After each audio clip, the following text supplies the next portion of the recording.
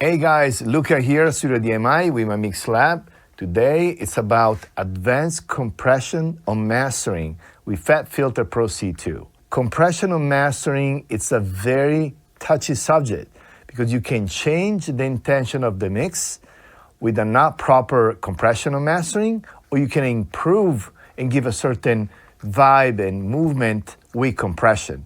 Today we're gonna open a full mix done here at Studio DMI with the addition of compression at the beginning of the mastering chain. We're gonna go over options in almost like tutorial style course. We're gonna touch on certain functionality that you might don't know that you can achieve with the Pro C2.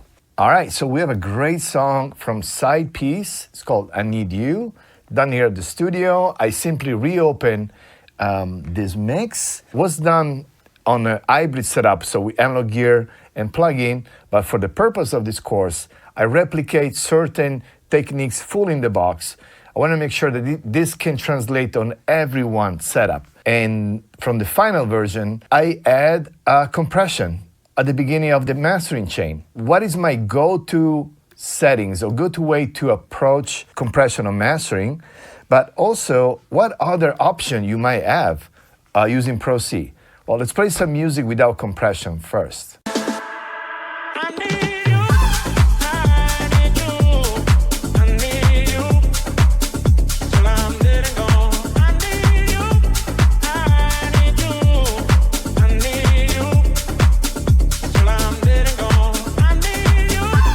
When we talk about music that's over 120 BPMs, you might find yourself that compression might change the envelope, the movement of the track. Now, if it's a proper mastering, which is a refinement of your mix, compression should address on mixing, in my opinion, and I have my own techniques of mid-only compression on the beginning of your stereo bus of mixing. But if you're dealing with mastering, or if you finish your mix, you get into mastering, you wanna find a way to use a creative way to have a compressor to give a certain movement or groove, or control peaks, and then eventually a louder master at the end. I just wanna show you guys some great way with the flexibility of Pro C. It's pretty incredible how this compressor give you a certain flexibility. All right, so first of all, before we dive into the execution of compression, let me do a quick overview about the functionality of Pro C that you want to pay attention as a main key element of your decisions. Let's start from the main functionality of Pro C. That's kind of like the go-to starting point of compression. One is the style. You want to go from clean to pumping, and then pretty self-explanatory, the way the compressor will behave based on that parts. So, and to me, based on mastering, it's always clean. Ironically, it's not mastering. For some reason, the mastering setting of Pro C takes the life away of the track. I don't really feel that, but on master, I like to stay on clean. So we're gonna dive into that one. Second one, obviously, is the threshold. So the amount of compression you're doing and the ratio. There is a relationship, we're gonna dive into this between threshold and ratio, which is interesting. One part I want you guys to pay attention, which is one of the most powerful parts of the Pro C, is the possibility to compress in mid-side mode. So you can have almost like a percentage of compression that goes stereo, side only, mid only, of a blend of the two. And another very powerful functionality, very hard to find on the hardware version of compression, is to be able to parallel just the mid or the side of both. So be able to blend some unprocessed sound, so no compression into the compression part in mid-side only. So I wanna make sure you guys pay attention to those parts. Everything else is gonna be like a technical, a subtle, improvement here and there. And then we're gonna dive into sidechain. That's the second part of the video.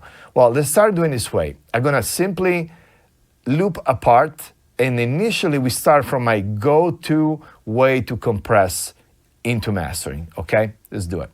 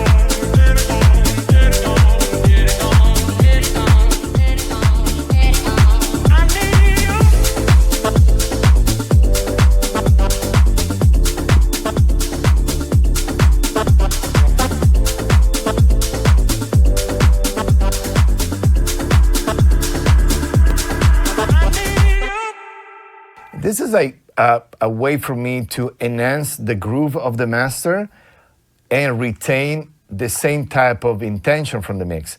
So what I try to do in this case when I use compression on the mastering to enhance dynamics and movement and groove, I want to see a lot of spikes.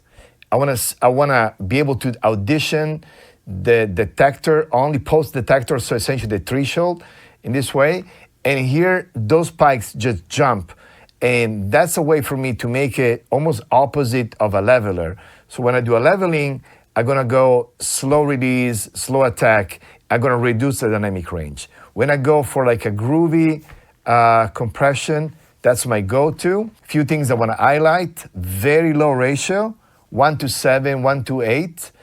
And in order to find the right ratio, I do extreme compression and I find the groove between attack and release. Then I reduce the ratio instead of reducing a lot the threshold. And once again, the difference is I'm using initially high ratio to understand the attack release of the compressor. When I understand that, and I'm happy with the result of compression, now I'm reducing the ratio instead of reducing the threshold. So now I'm doing heavy compression at low ratio, where essentially when I do 4:1 ratio is every dB of dynamic is going to be 4 dB of compression. If I do a 1:7 or 2:1 ratio essentially, which is this one easier to understand, 1 dB of compression, 2 dB of reduction, okay? So that's kind of like my go-to. Sometimes if I go on the analog domain, I might end up doing 1:4 ratio, 1:3 ratio, which is essentially, it's almost no compression, but you give some life back to the master, which is really cool.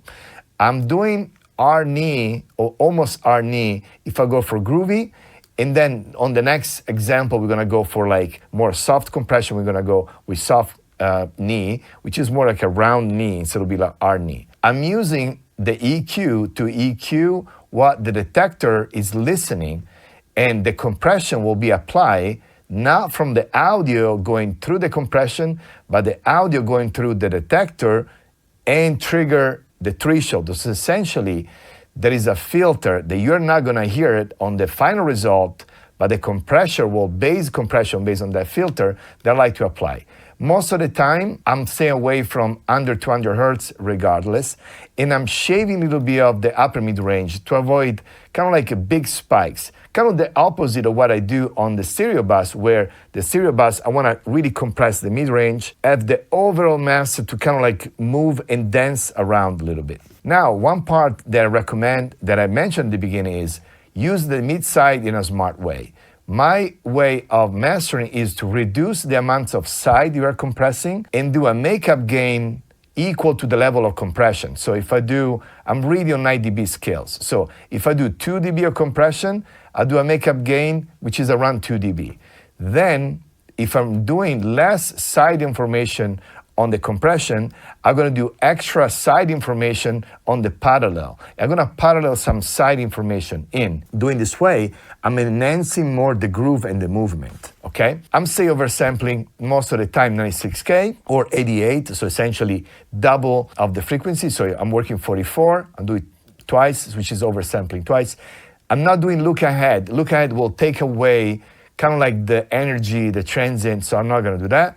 And I'm using the output gain to do a match of the overall compression, okay? All right, let's do an A and B now, and let's just focus on what the compressor is doing to the master. And let's keep in mind, we have a full chain post-compression. So the compressor is triggering into the rest of the chain.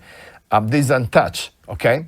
What I'm trying to achieve with compression in this case, to give some movement, more groove, just give more life, especially of the entire low end and low mid range of the track.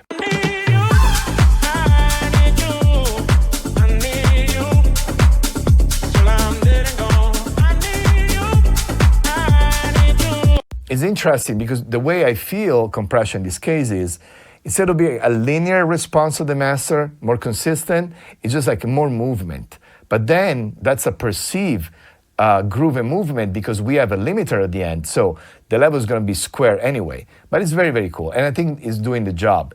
Now, let's actually save this. And maybe I'm going to give you guys away these two settings today. So I'm going to save this as a groovy master. And then we're gonna do a next one that's gonna be more as a leveler. So it's a controlled compression. So what is the goal now? The goal now is to go out of gain. We're gonna raise the overall perceived level doing a borderline limiting using a compressor. So we kind of reduce the dynamic range and we're gonna raise a little bit the level.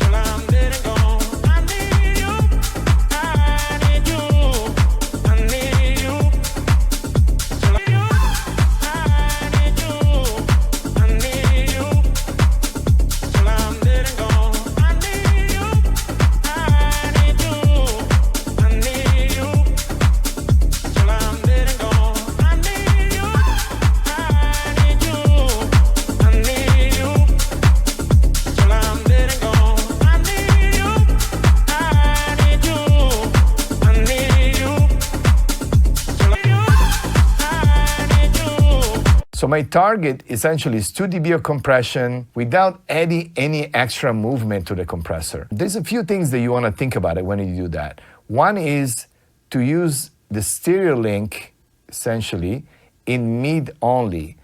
Doing this, you have everything on the mid, not mid frequency, mid as far as like mid and side. So everything in the mono part to trigger compression. So you are not gonna get any type of effects of stereo information, of side information to give an unstable compression. It's gonna be only based on the mid, and that's very important. And two, we wanna make sure that there is a softening happening. So again, we're gonna squeeze dynamic right now.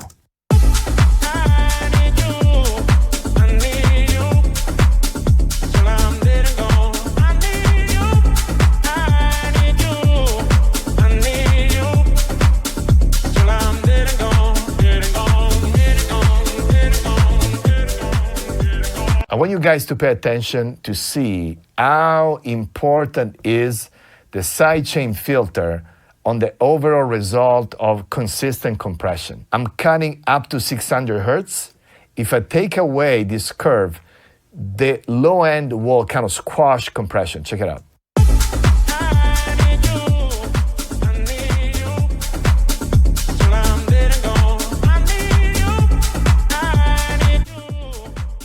And if you notice, if I audition the compression only, now the compression, instead of be jumping a little bit, almost transient trigger like the previous setting, in this case, it's gonna be consistent compression. Check it out.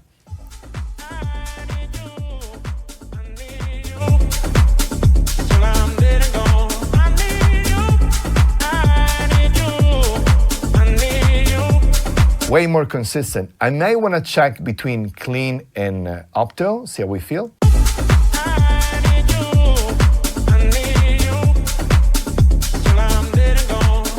See, opto is too sensitive to transient. I still feel the clean by far is the best.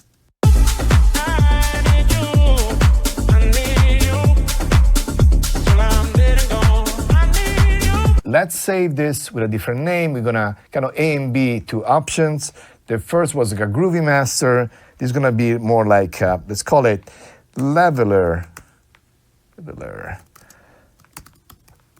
master. So we have two kind of like different approach on mastering. That will give you kind of like the two range. You go from groovy movement to more like squeeze dynamic and get eventually more loudness. All right, so let's go just simple A and B between the two.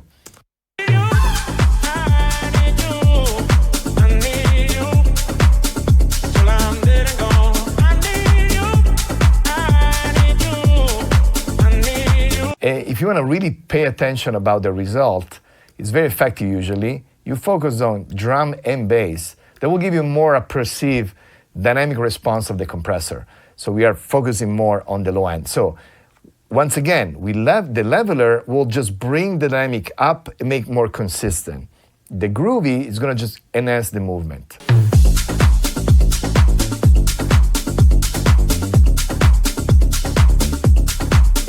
Down.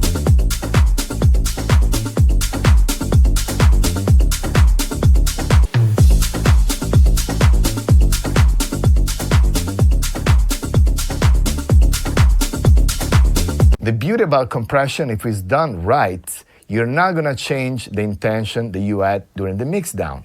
It's gonna be an improvement from the dynamic point of view, but not reinventing the mix, which is really, really cool. All right, guys, so those two presets that are up on my mix lab for you guys. Download it, tweak it, change it, and dig a little deeper on Pro C. It's very powerful for compression on mixing, but also on mastering.